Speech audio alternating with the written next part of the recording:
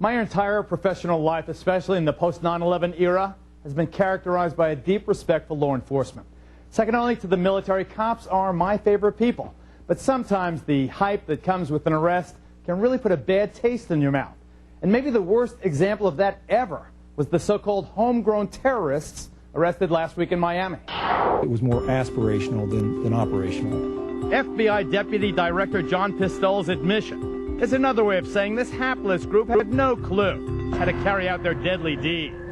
As several have commented about their so-called plot to blow up the Sears Tower in Chicago, that they couldn't even find the local Sears department store.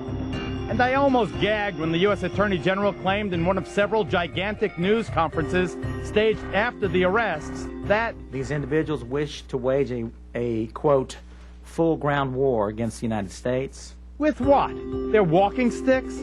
As the indictment makes clear, they needed help acquiring everything from machine guns to rental vans. To compare this bunch of hobos, as the Attorney General did, to the homegrown terrorists who devastated the subways of Madrid and London is patently ridiculous.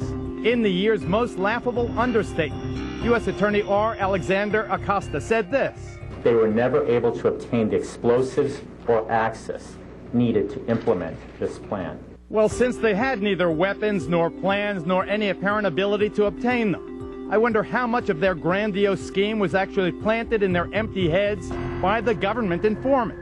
I can see it all in my mind. The secret agent is all wired up. The 7 buffoons gather around in an empty warehouse. He whispers, "Hey, why don't you guys do something really big? Bigger than the World Trade Center." "What's bigger than the World Trade Center?" asked Narcelle Batiste, the alleged ringleader who used to roam around Miami's Liberty City dressed up like Moses, carrying a crooked wooden stick. "Why don't you blow up the Sears Tower in Chicago?" "Where's that?"